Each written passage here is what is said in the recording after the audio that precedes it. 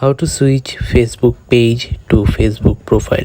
Hey guys, welcome back to another quick short tutorial video. In this video we are going to learn how you can switch your Facebook profile from your Facebook page.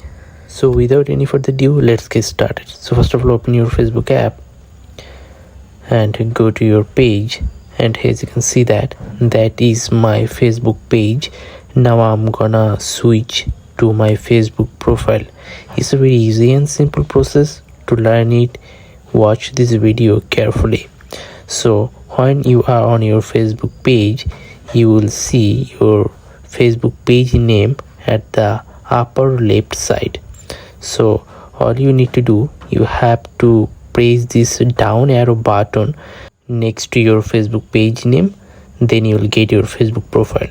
And here is another way to do this. So open your menu and then you will get a down arrow icon. So tap on here and now you will get your Facebook profile. So tap on your Facebook profile, and following this you can switch your Facebook profile from your Facebook page. So as you can see that now I'm on my Facebook profile. I hope you understand the full process. If you think this video is useful, then don't forget to like this video and subscribe to the channel. Goodbye.